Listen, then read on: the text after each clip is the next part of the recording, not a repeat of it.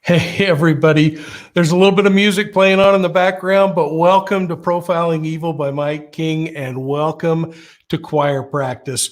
We had a little bit of a hiccup going on. I don't know exactly what happened, but the computer decided it was going to reboot and do an update on its own. So we had to swap out with the back office, one of their computers. But we're here, we're ready, we're going to get going. I want to just thank everyone who has been Uh-oh.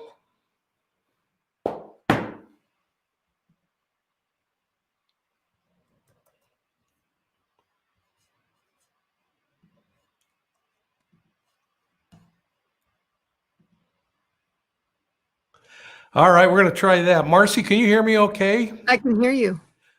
What a crazy thing. Everyone, I'd like you to meet Chief Marcy Vaughn, retired. Marcy and I had the opportunity to work many years together in law enforcement. And Marcy, thank you so much for taking time. You just had surgery. I did.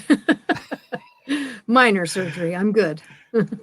So the chief had a little work done on her knee. I told her that I was really concerned that she was going to come loopy and loaded up on narcotics, but I think we're okay. Marcy, I want to just take a minute and just thank everyone who's in the room. I mean, there are some amazing people. Darcy Ann, 66, thank you so much for that kind contribution. It is always so welcome and appreciated. We have a new member on tonight, Amanda Ring. CJ Sleuth is on, Megan M. Chief, you're going to love these names that you see popping up in the chat there. This is going to be a fun experience for you. I want to thank our mods and just thank you so much for all that you do. For those of you who have joined our channel membership program, thanks a lot. It really helps us continue to roll out good quality content. I saw Nashville TN was on. Holy cow, Nashville! You actually, I didn't realize this originally, but your home was impacted by the blast zone, and you lost windows. So, Chief, we actually had talked quite a bit about the Nashville case when that happened and the terror event that went on there. Robin Hayes, thank you. Teresa. Joanne Kuhn, thank you. I mean, it's just great to see. I mean, already 400 folks have piled into the room. We have an amazing guest. I want to just bring him on right now, and then I'm gonna talk a little bit, Chief, about your background and Ron's background. But let's bring on Detective Sergeant Ron Stallworth, the BLACKkKLANSMAN, and our dear friend Ron. How you doing, brother? Hi guys, how are you? Hi. It is so good to have you on, Ron. I want to say you're dialing in from several states away.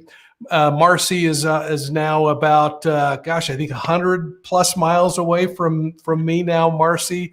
Yeah. So the beauty of being able to bring people together from around the world is great. Just so you're aware, we actually have, and maybe the back office could pop this up, we actually have thousands of members from all over the world.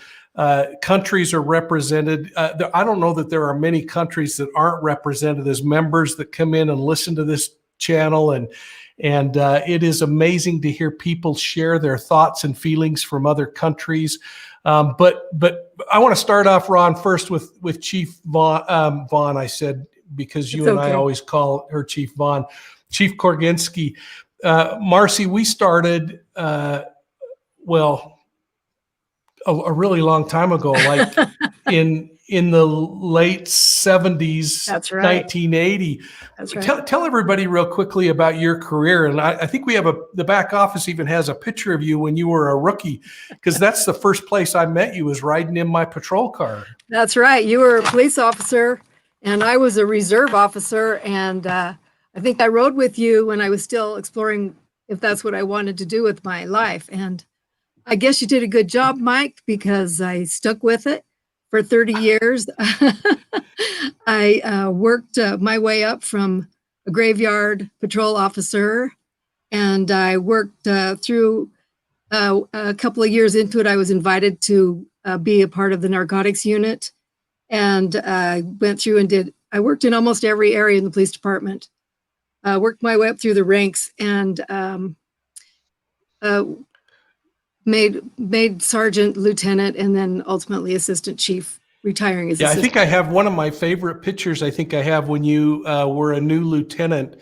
And if we could pull that up, I really like that photo. But I think there's also a photo I've got of you when you were over narcotics and you had a squad of officers. But you have had an illustrious career and left on top. And thank you for your service. Thank you.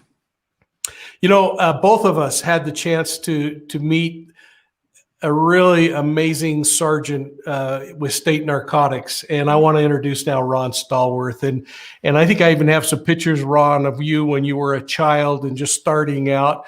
But take a minute and tell everybody about your career and the amazing milestones you had along the way. Well, I started my career with the Colorado Springs Police Department back in 1972 at the age of 19. I was a police cadet, basically officer in training, but you had no authority. You didn't carry a gun. You wore a uniform, a funky brown uniform. You wore a badge, just There like we go. that was a little later. Cadets wore badges that said cadet, and when you turned 21, you switched from a brown uniform to a blue uniform, and you switched badges that said patrolman, and you started your field training program. So I started in 72 at the age of 19. In 1974, my 21st birthday, I became a patrolman. And a year later, 13 months later, I became the youngest detective in the history of the Colorado Springs Police Department in the Narcotics Division. And I worked narcotics for about 2 years. Then I pissed off a lieutenant who threw me back into uniform for 4 months. And in 1978, February, I was assigned to the Intelligence Division, and I never wore a uniform again in my career. And it was in that Intelligence Division assignment that my BLACKkKLANSMAN case started. But I worked Colorado Springs for a total of 8 years, counting the cadet time. I was assigned to the Colorado Attorney General's Organized Crime Strike Force for a year. Worked out of Denver. And in 1980, I made a career change, a career move to stay in undercover work because they wanted to put me in a uniform and I wasn't about to have that. So I made a career move. I moved to Arizona and worked for the Arizona Criminal Intelligence Agency. It no longer exists. I was there for 2 years. And when that unit disbanded, the Wyoming Division of Criminal Investigation, which was the investigative arm to the Attorney General's office, they recruited me and hired me. And I worked undercover narcotics for 4 years, from 82 to 86. And in 84, the Narcotics Division of in Utah, Department of Public Safety, recruited me. And in 1986, they hired me, and that's where I stayed for the next 30 years of my life. Well, I'll tell you, you impacted our lives. I Yes, you remember I was working in the Attorney General's office when we first started working together. I think when we first came together, I was chasing Satan and satanic crimes, and you were doing dope crimes. And I know that you and Marcy spend a lot of time on stakeouts together. Marcy, what was that like? Well, I definitely got an education. Ron was. So that's how I first came across Ron, when I worked in narcotics, and he came in from the state, and we worked with the state often, and we knew all the state guys. And here came Ron, and we did spend a lot of time in cars together and working on narcotics cases. And it was a great time in my life to spend my time with Ron. And I also had the opportunity later to spend time with him when we were working on gang task force. He had started the gang task force in Salt Lake City. And so we modeled our program after him. And so I had a good opportunity to work with Ron for a number of years. Yeah. Do you recall, Ron, what was the largest case that you worked and the most challenging case that you worked besides Klansman? Boy, that's a hard one. Yeah. While you're thinking about that, Marcy, let me ask you. Wow. Well, I have to think about it too, but I do know that the case that you worked on with the Zion Society was pretty significant.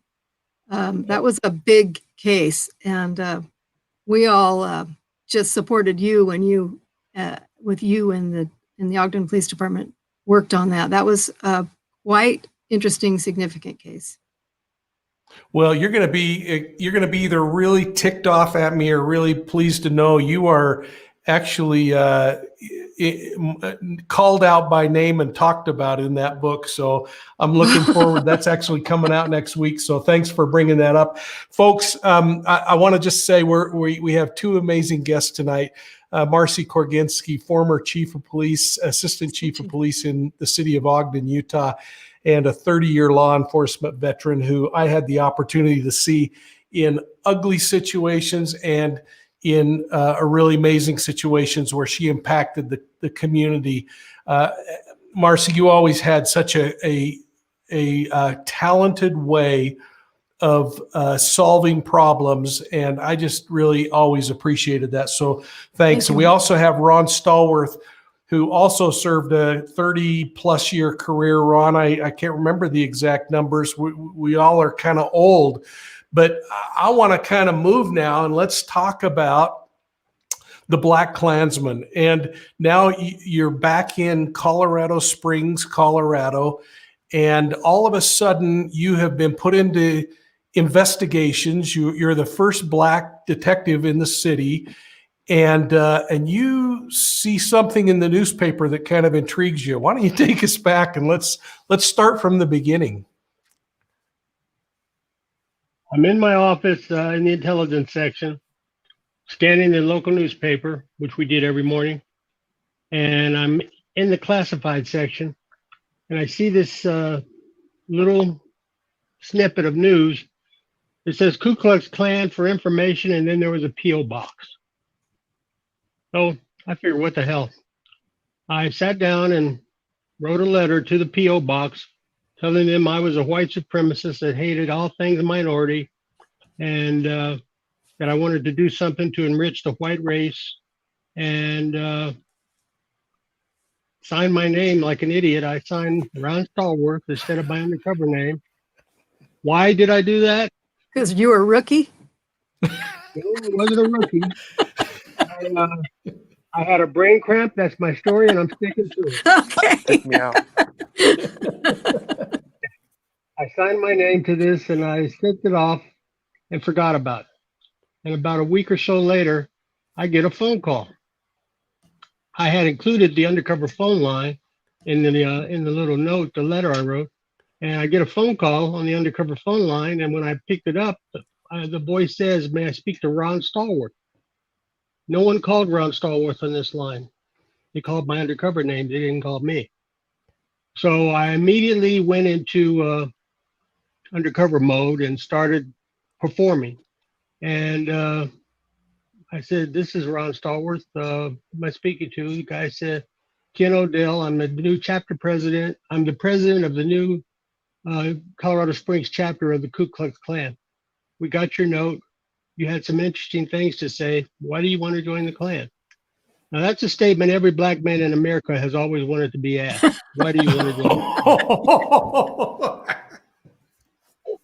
So I immediately reflected on my childhood growing up here in El Paso and how kids would resort to calling me the N-word. That's a word I hate, by the way, N-word. There's no way you can lessen the impact of that word by trying to soften it. But for the sake of this show, I will soften it. Kids would call me that when they wanted to get even, when they wanted to make a point, when they wanted to wound you, hurt you. They would throw out the N-word. So I reflected back on that time, and I immediately started talking like a white supremacist would, and told them that I hated blacks, except I used the N word. Hated blacks. I hated Jews. I hated Spics. I hated Asians. I threw all these buzzwords of hate out, and I said that's the reason why I wanted to join the Klan. I want to improve conditions for the white race. The response I got was very pointed. He said, "You're just the kind of guy we're looking for. When can we meet?" And officially, my investigation was launched at that point. Holy cow, Ron. I mean, number one, Marcy, I don't know how you feel about that, but number one, the courage of doing it in the first place and not being so emotionally connected that you got angry when you heard from him. I mean, I just am blown away. Well, not only that, to think so quickly on your feet when you hadn't, really expected that phone call was pretty amazing too. You got to remember that's the essence of undercover work, is being able to think quickly on your feet. I used to tell the people, the cast members in the movie, when I had meetings with them, I would tell them that I did the same thing that you all are doing, except one, I didn't get paid as much as you're getting paid. Yeah. And I didn't have Spike Lee to yell cut and move on to the next scene. We had to think on our feet. We had to move the situation forward or backwards as needed. And we had to be in control at all times because we couldn't afford to lose control. Again, that's the essence of undercover work. So, yeah. Both of you spend a lot of time working undercover work. I don't know if you remember, Marcy, my undercover, I was assigned to Vice for, I think about one full shift before the sergeant put me back in regular kinds of duties because I was so overcome by the things that the prostitute was telling me were going to happen. And they said, "You're not cut out for this." And I think that's when I transferred to Moore's team and went to SWAT is when that happened. But tell me, I mean, Marcy, you were in the trenches. That's a frightening moment, isn't it? When you have to do something and be something. Well, I'll tell you, undercover work is challenging and difficult. Are we allowed to crash your little party here? I'm sorry, Marcy. I got Ron. It's so good to see you, buddy. Marcy, this is Sam. And this is Jared from Adventures with Purpose. And I just want you to know, Ron, this guy here. A few years ago, he was living out of his car, and he decided that he was going to start a YouTube channel and go out and dive and look in lakes for recovered bodies and things, or for bodies that had never been recovered. How many bodies have you found? Do we have to wear this around you? Are you like a not mad? Sometimes our viewers get mad because in fact, I should have mine on. You should, since we're all in here. So now you take yours off and talk real quickly. And I'm sorry. All right. How many bodies have you recovered? 4 bodies last year. So these guys are going out against law enforcement's best wishes in many cases on cold cases, and they show up and they jump in the water and they say, okay, the case is 20 years old. You've never done anything. We're going to go find the body. And they're finding bodies and bringing peace back to families. And I'm so proud of them. And it's awesome to have them here. Actually, I'm going to boot them out now, but we're going to go live on their show in just a few minutes after we finish our segment and talk about, they have just left Oregon and they're starting on a 30-day road trip where they're going to visit 18 different 15 cold cases. I think we have, you did the numbers. I think we have like 15 or 20 or 23 different episodes we're going to film in the next.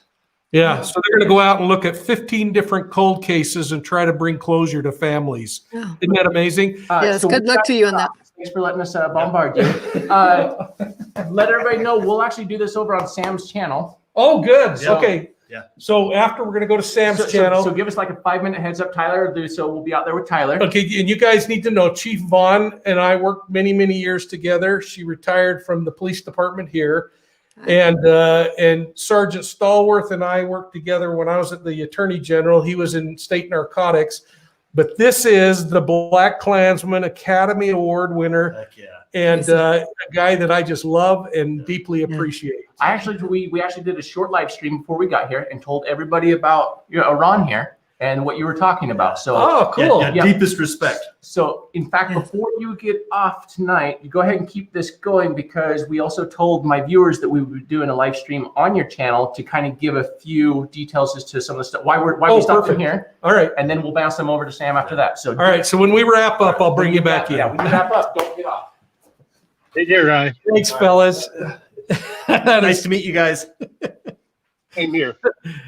That is awesome. Yeah, those guys have brought peace to a lot of families. That's pretty great. amazing. So anyway, I'm sorry, Ron, please take us back. I can't remember who I just cut off to do that. Well,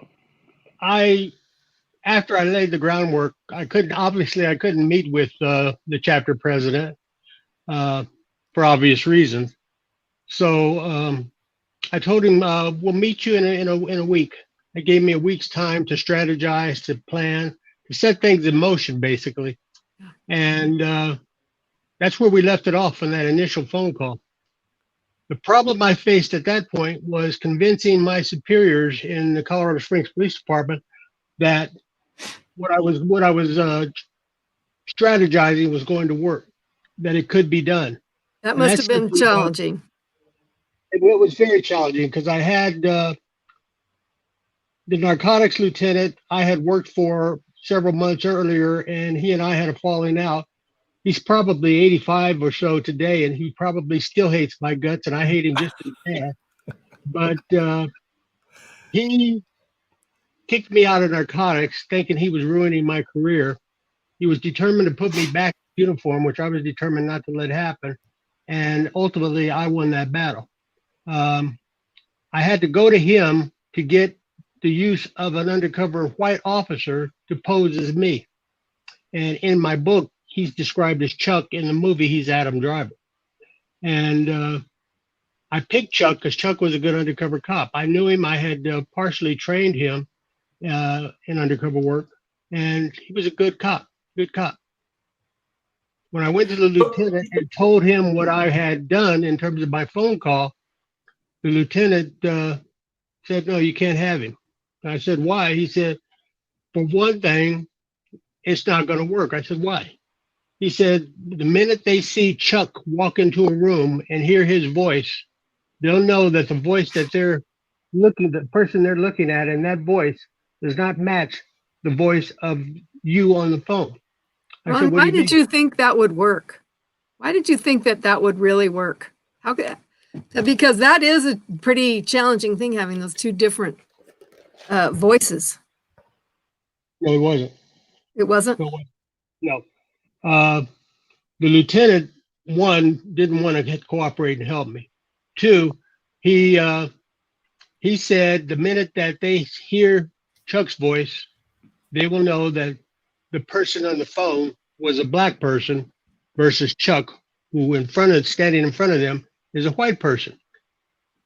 So my response to the lieutenant was, what does a black person sound like? There we go. That's what I was going to ask you. What does a black man sound like? Now, I knew what he was getting at. He was referring to the black man that you see on the street corners who is talking a bunch of jive and everything else and snapping his fingers and trying to be cool with people and so forth and everything. Hey, I can do that if I had to. The point is, black people don't talk like that. A certain type of black person may talk that way, but black people in general don't talk and act that way. So the lieutenant basically was exhibiting a very racist attitude.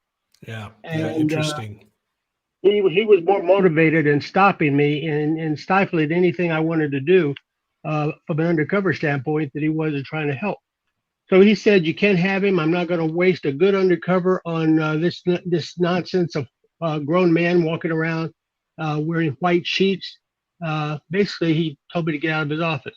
I said, fine. So I went back to my office and I told my sergeant what had happened. Now, my sergeant had initially agreed with the lieutenant. He didn't think that it could be done for the same reason. And I asked the sergeant the same thing. What does a black man sound like? My sergeant looked at me real hard and he said, I see your point. He said, what do you want to do? And I said, I want to take this directly to the chief. Now, in the Colorado Springs Police Department, our rank structure was very simple. We were a 250-man sworn department.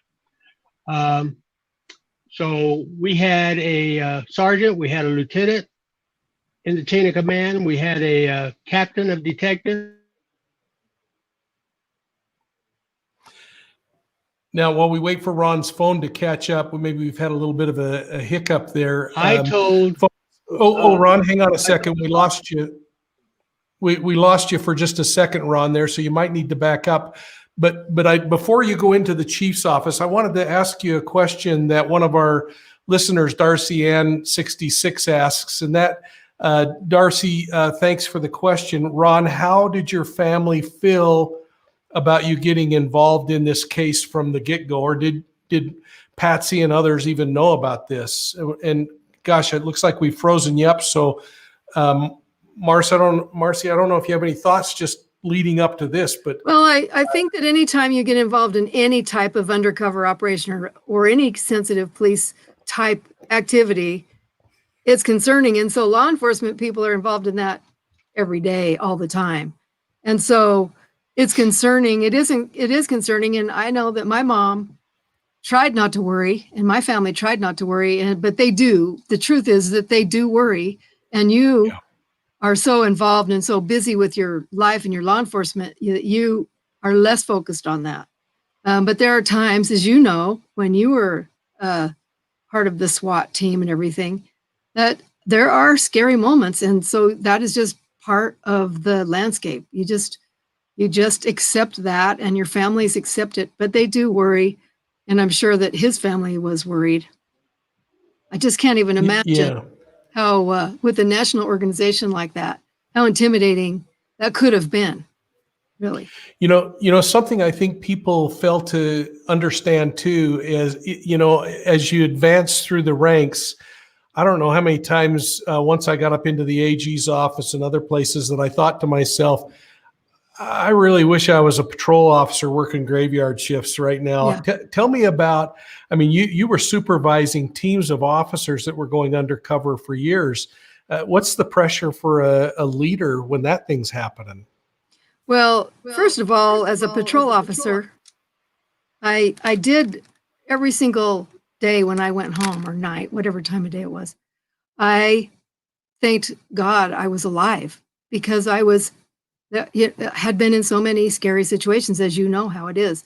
And so as a supervisor, sending people into harm's way, that's multiplied by how many people you're sending in.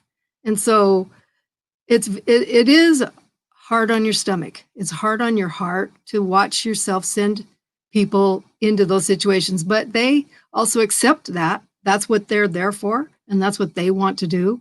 And so it's a source of pride too when they're successful in the operations, and so I think it's dual. It's the happiness that you're able to do something about a serious situation, and it's also the fear that you're sending people into their possible death. And so it's a tough situation. And I wish Ron was able to tell us about that. I was curious about how he felt about some of that, when he went in against a national organization to do something like that, because it's really, those guys meant business. And they still do, I believe. And so it's just a tough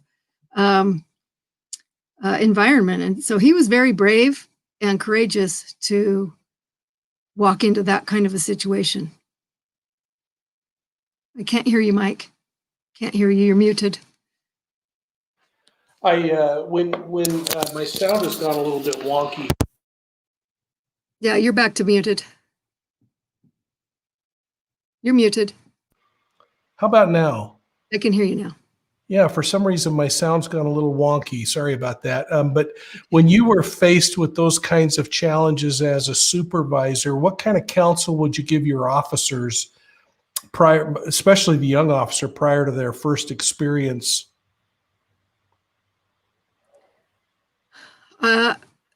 This may seem a little bit strange, but they I told them to think about their families and think about their wives and husbands and children and parents, and remember who they were, because it's so easy to get lost up in that environment, and that's an emotional peril, a personal peril, and it not only affects them, but it affects everyone around them and their coworkers. And so, and of course, to always do their best to be safe, and there was always an escape plan if there was something that went south, how they could get out of the situation. And we always briefed everybody and had a complete briefing about anything before we went in. But you do it so many times and countless times, and sending people in with wires and that kind of thing, that it does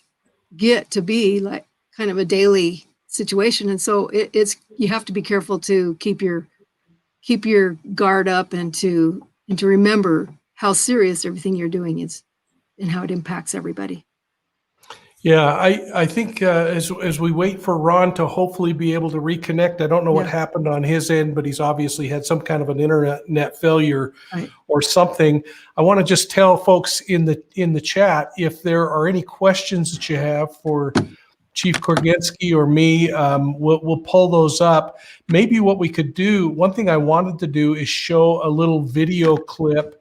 And when the back office gets that ready, it's actually a trailer from BLACKkKLANSMAN that I thought would be good to show. But before we do that, oh, maybe we're ready. Looks like the back office has it ready to go. So let's show this clip from the trailer for BLACKkKLANSMAN.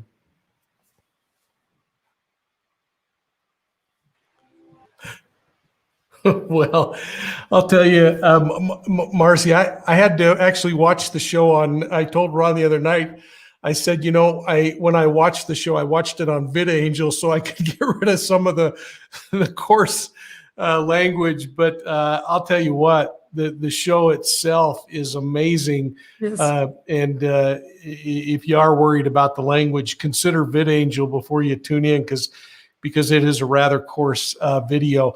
But I'd like to invite anyone who has questions for Chief Korgenski or for me to just put those in the chat. The back office will pop them up on the screen. We are waiting and trying to figure out what's happened to Sergeant Stallworth's internet. If we have a failure, then we'll get him back another day, but he's going to try to call back in right now, and we'll see if we can get things rolling again.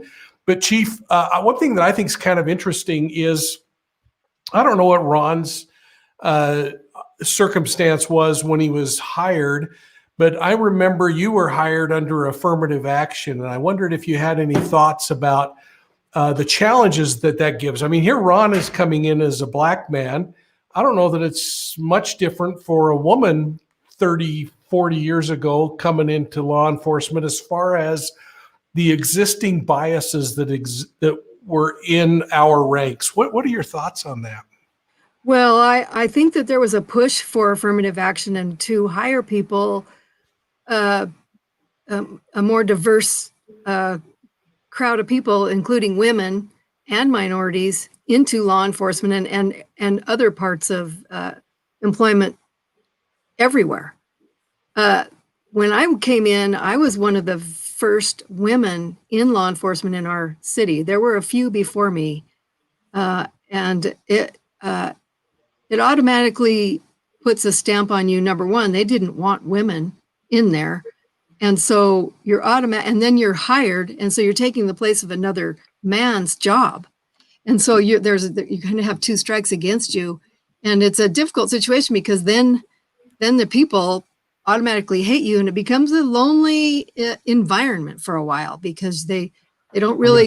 I'm going to step away. Keep going. Okay. Because they don't really want you to succeed necessarily. They want to see if you can succeed on your own, but they don't want to help you succeed. They want you to succeed on your own. Like, for example, one night I went to a fight, and I got some people stabbed my tires and made them flat. And so I couldn't leave my police car. I couldn't move my police car. And most of the officers left me there with my car with flat tires, and it was the middle of the night, and there's really no way for me to fix my car. Luckily, there were still police officers who were considerate, and I did have Phil Coxey came in, fixed my car for me, helped me with my car. And so we ended up being lifelong friends on the police department, and we'd go have ice cream every Sunday when we were working. Seriously. Really, that's awesome. Yeah, and so there were it was sort of both sides of the coin, because the other thing it was, I did get some opportunities because I didn't fit the mold that I wouldn't have had, including going into narcotics, just like Ron going undercover, because he fit a mold that they didn't have those people to work in those situations unless they were a street person or somebody who was involved in drugs or whatever. And so I was able to get invited because I was a female into that world. And so I ended up staying there for 5 years. It was rewarding and it was a good situation, but it was tough. It was tough. And I'm sure that, well, I would guess that Ron probably had some of those same situations when he. Yeah, I would think, I mean, in all fairness, women in law enforcement, at least when we started, was a minority without question. Right. Now add that you're a person of color, and what incredible right. challenges. And Ron always just was so dignified in everything he did. Really I just always appreciated him. And I think that's what made it so possible for him to pull off this gig. And he texted and said he's trying to get back online. So folks will continue to hope that Ron gets back on. But if he doesn't, we'll do it another night. But Marcy, I'd like to concentrate a little bit, going back to some of the things you said. How did you then leverage that as a commander to help the new officers that came on, and not only female, but officers of color, officers that were goofy in some way or another? I mean, how did you use that to become better at what you became? Well, there's a little bit of a sense of. Oh, you're muted, Mars. Am I? I haven't touched anything. I didn't mute myself. No, got you muted still. I didn't mute myself. This is Marcy's muted now, folks. This has been a crazy night. We're going to let her just interrupt me when we can hear her. I haven't touched that. We'll figure out what's going on there. But maybe we can answer a couple of questions along the way. One of the things that's interesting about this whole concept is that when this affirmative action thing happened, there may have been some pushback, but it was really an important thing. You might remember even some of the challenges Ron talked about, even when he was saying, I now have an audience with someone at the KKK, and the police department was concerned and shutting him down. We have really evolved and come a long way in those years, and some things we've struggled at. But let me just see, Marcy, are you able to get back in? It's not me. It's on your side.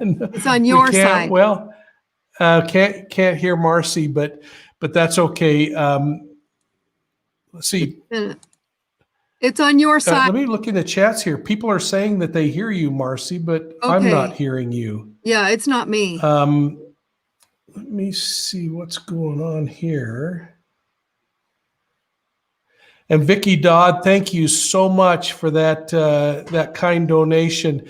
Vicki says, I'm from the South and did know a Grand Master, never agreed with their philosophy, but did witness a cross burning in town. That's amazing. I'm going to have Tyler just step in here and figure out what's going on with my computer.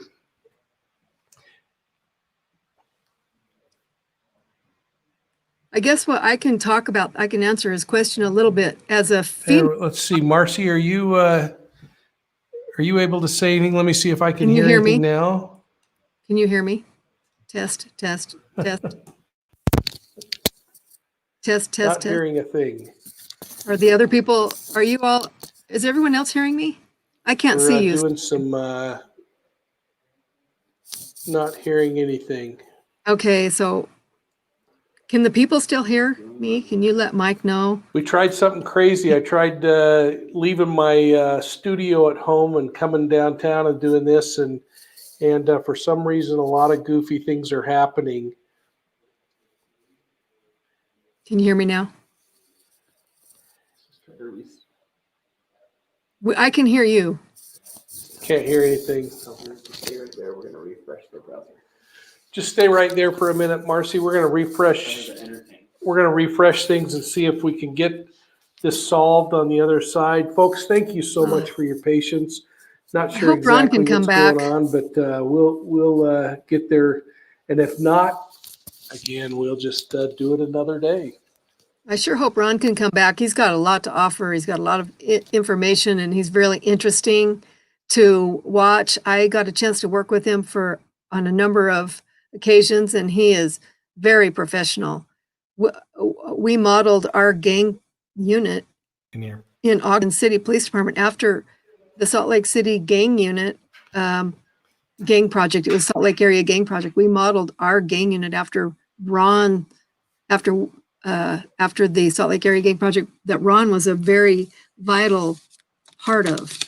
And we couldn't have done what we did were it not for Ron Stallworth. He was a dedicated professional. He really knew his stuff, and he would do his homework. And probably more than a lot of other officers. And that might be part of it too, you know, when you are in this kind of situation where you are maybe not the predominant race or gender, you may feel like you need to work harder to be equal. But I think Ron would be that way anyway. I just think that's his character. And so I think that he was just a hard worker, and he expected that of people around him as well. He thought that if he's working hard, he expects you to work as hard as he works. And I suspect, and I wanted to ask him, and I want to ask him, what drove him to write those memoirs so that he could have this movie now that he can let people know what really happened, in the reality of what happened. And that would never have happened had he not written his story and had it written. And not everybody does that. I did not do that. And I think a lot of us did not write our stories, and we maybe had some really interesting stories, not many like what Ron went through with being able to infiltrate the Ku Klux Klan like that, because those kind of cases are rare and don't come by very often. It was pretty amazing that he was able to infiltrate them, particularly such a national organization as such a violent organization, and he was willing and they were willing to make that happen. Can you hear me? Yeah, I can. Thank you. It's really been interesting to me to watch you and your career and the way in which you've handled challenges that have come along the way. I watched it with Ron in his career, and I agree with you. I mean, one of the really cool things that I liked about Ron was that regardless of opinions, he had the integrity to say, this is something that needs to be driven hard. And he drove hard. He always did. Yeah, and that's a really a real special characteristic of those people who can do that. You were like that, Marcy, where you had the ability to drive forward and say, no, this is going to be done because it's the right thing. And gosh, can I say how happy I am you're here, especially when I lost my audio and you just took off, and it was just great. So Ron is still trying. He just texted again. They're trying to reboot things. I don't know what's gone on there, but again, if it doesn't work, well, folks, we'll come back with him on another night. We have a lot more to talk about in this case. But Marcy, I asked you earlier if you recalled what case probably for you stood out the most in your career that impacted you personally. You know, I can't really think of anything right offhand, but I think that some of the hardest situations, seriously, Ron, were the children.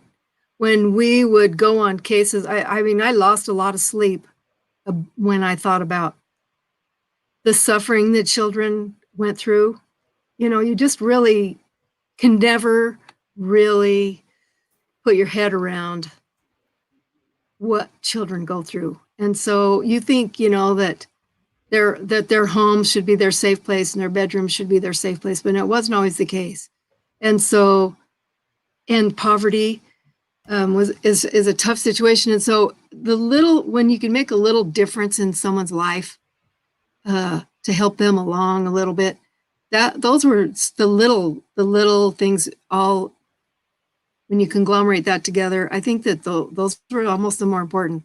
The big cases were great, and I worked on a lot of cases, where with wiretapping and all kinds of things.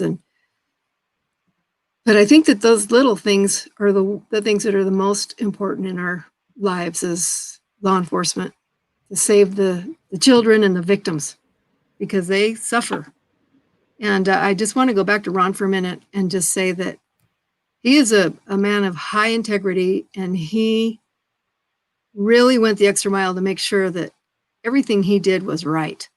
And when we want to talk about children, he learned a lot about things that impacted children, like some rap songs that said some terrible things and that children were learning.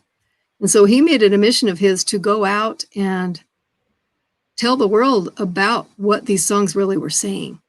And he did a lot of presentations for us in our gang unit when we did an annual conference. He came and did presentations. I think he went all over the country and did presentations.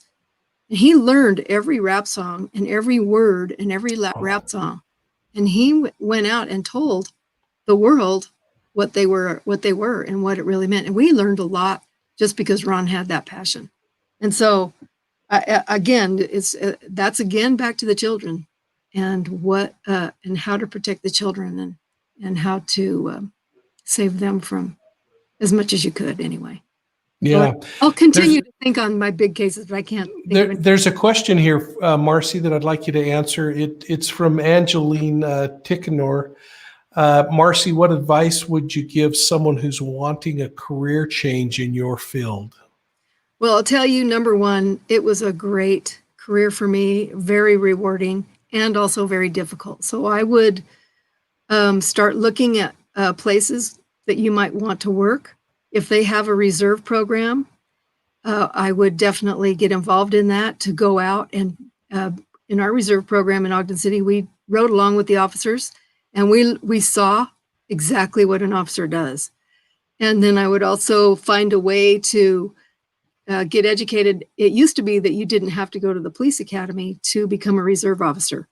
In our state, you now have to become a certified special functions officer to become a reserve officer. So I would encourage you to go. There was night school in different ways. So I would encourage you, if you're really interested, to go take those classes and become a certified officer in your spare time, which none of us really have it, but it's really rewarding. I think that learn all you can about what law enforcement is and talk to police officers. They love to talk about what they do, and they would be happy to tell you what it would take in their organization for you to be involved in their police work. The other thing, in today's world, it's a little bit more difficult to get police officers. People are less interested in police work because they're so volatile. And so it's definitely a challenging job, but also probably a really good time to get involved in law enforcement.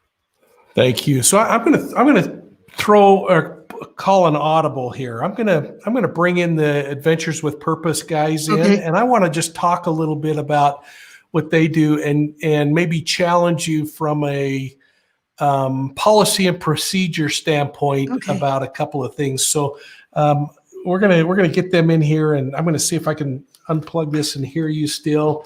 And the back office will send them in. I'm gonna put my mask on so that I don't give them anything. Can you hear me now, Mike? Can you hear me, So Mike? just 1 second here. Come on in, guys. Hey, I need help with the sound because I took the headphones off and I can't hear anything again. This is crazy. We got goofy things happening here. Yeah, we figured we'll just kind of like space out far apart. And this is really acting wonky. I don't know what's going on here. Computer's being stupid.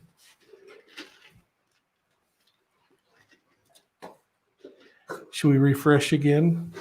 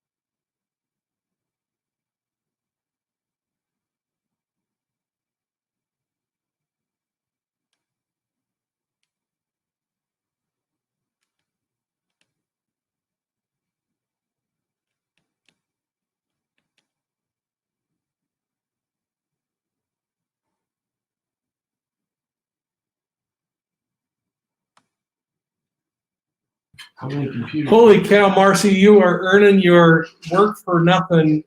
I didn't say anything. I didn't know if I should. So let's see. Have we got? Okay, we got all three of us in here. So everybody, Sam and Jared from Adventures with Purpose here. Chief, I wanted to just throw a couple of things that I think have been interesting challenges that you guys have faced. That it would be nice to kind of know a policy and procedure point of view from someone who has sat in the chief's chair. One of the challenges, in fact, I'll just let you, Jared. Challenges when you show up and law enforcement is less than enthused that you're there. I would say egos and turf wars is what we run into the most, whether it's two different agencies within the same jurisdiction, or they want to pass the buck. Nobody wants to do the paperwork or take responsibility of it. We actually have a case coming up that we're running into that. Fire department doesn't want anything to do with it. DNR doesn't want anything to do with it. Which camera am I looking at, by the way? Is it up here? Right here, yeah. Okay, right there. Okay, there we go. PD doesn't want anything to do with it. So whose responsibility is it? So we run into that, first of all, because it's out of sight, out of mind, under the water is what we deal with. And then we run into, well, it is by jurisdiction. I'm kind of here under duress. I don't want to be here. And so now because I am here, like I said, it's turf wars and egos that we run into. I think that that's the nature of police and even fire. They have that's sort of inherent in their DNA. And so you are going to have that, and you're never going to not have that. But I think if you could find a way to make it as easy as possible for them to accept your help, because I'm sure they're concerned about liability.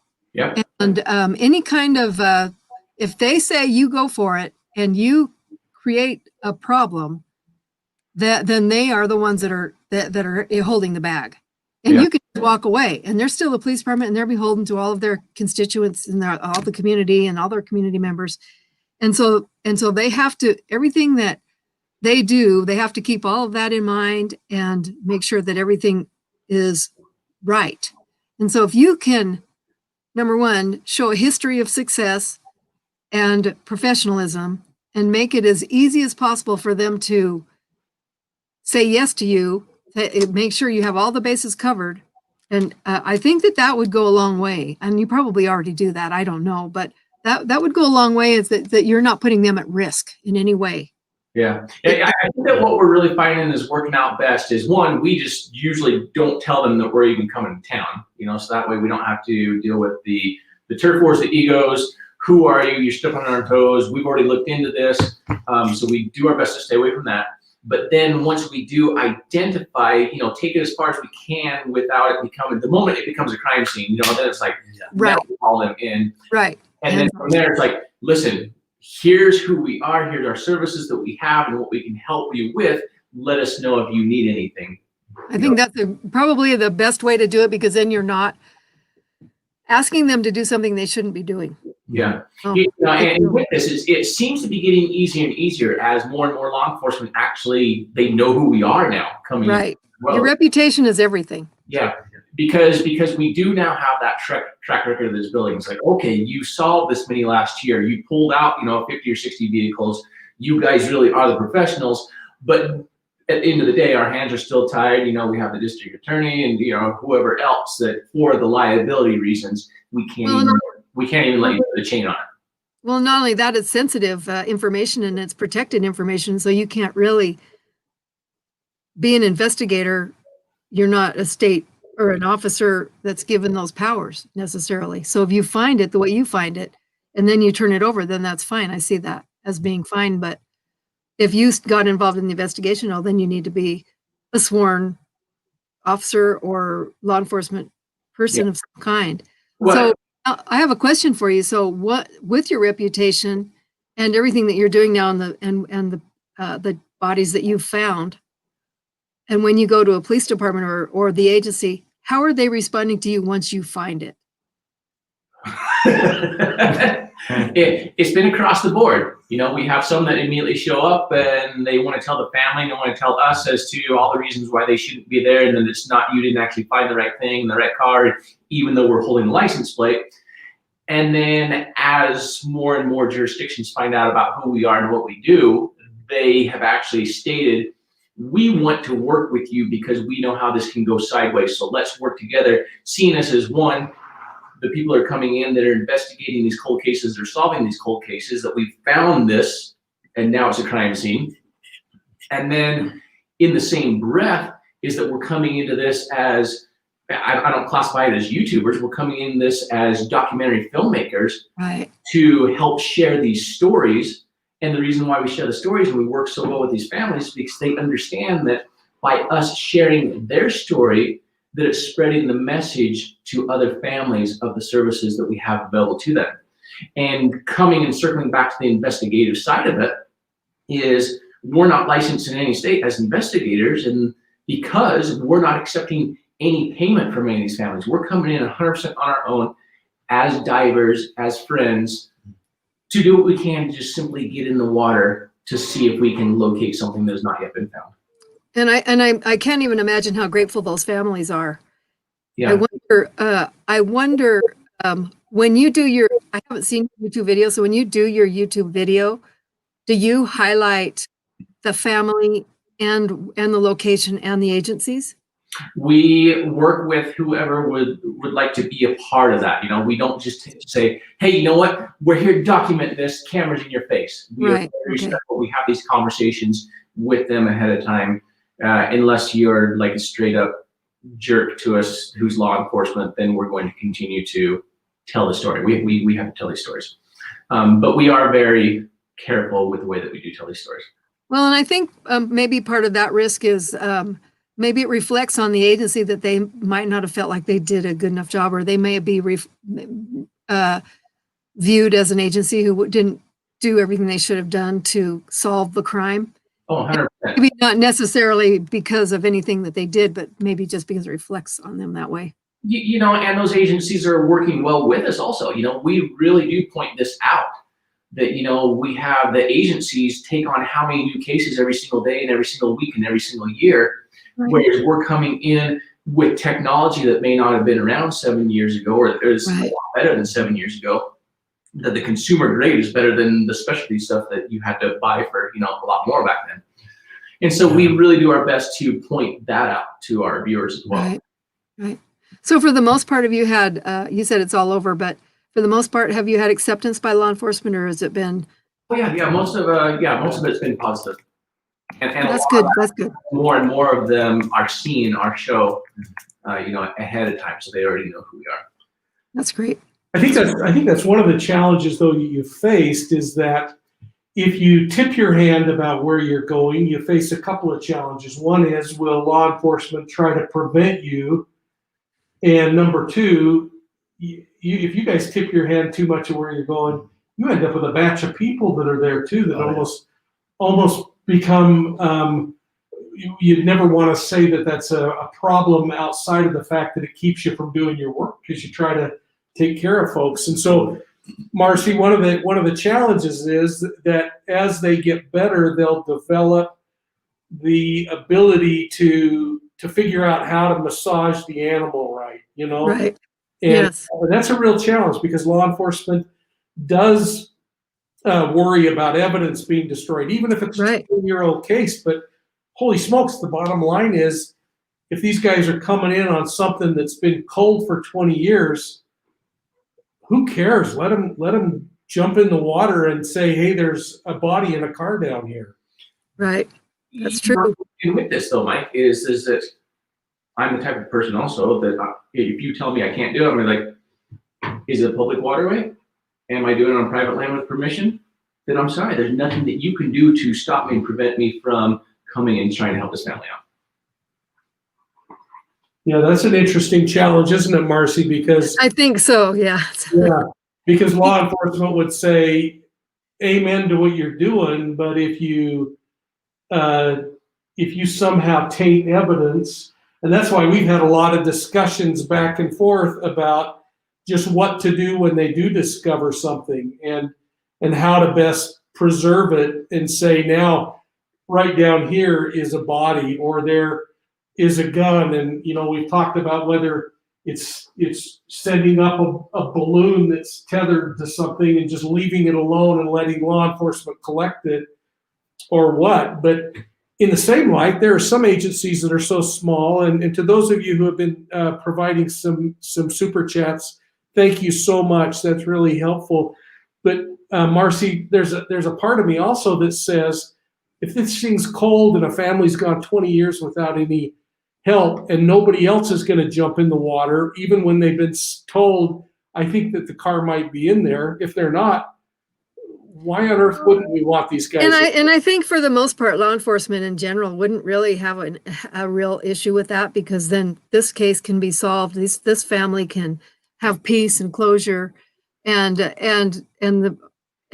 so everybody gets what they need from this. And I think that the law enforcement in those cases should be pretty willing to work with you and be happy that you're there.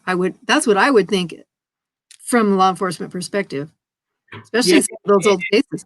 Yeah, and the other thing we're running into as well is, I guess their initial hesitation is, what, you want to pull a car out of the river, don't leave it, when we first started getting pushback and where we had to learn to be very forward with the way that we handle it. It's like, hey, we're here to get the car out of the environment. In their mind was, well, you're creating paperwork for us, you're going to be leaving it behind. Now we got to call a tow truck and get it hauled away. And I think that that's not that significant of a problem when it's talking about paperwork in a tow truck or anything, because they do that every day. I don't know if that is the issue, is more probably. But well, and so here's where we're at with like Portland, Portland, Oregon, is don't call us unless there's a body in the vehicle. We don't even want to run the plates on it. And as long as we have a plan to have it removed, and that's where all of the volunteers with the tow companies that come in, they actually remove the vehicles for us. And so because of that, we're not leaving a problem. Don't leave it on the ramp is what it comes down to. Okay. Yeah. So would they work with you once it is a financial burden for them as well. And so that's what we're doing, is we are not leaving a financial burden or a footprint, and a bad taste in anybody's mouth. Yeah. And another thing, I think that's go ahead. Oh yeah, and another thing is, every time we have moved something, it's been under the guidelines and working with the police. Every time we find something, we call in the proper authorities and we go through the appropriate channels. We've only knowingly moved one vehicle, and that was the Nathan Ashby, where we were working together in conjunction with the sheriff. Other than that, we find it, we make the call, and then it's up to them and their decision on if they want to use this or not. Sounds to me like you're doing what you can and should to work well with law enforcement. And I think for the most part, most law enforcement would ultimately be grateful for what you're doing.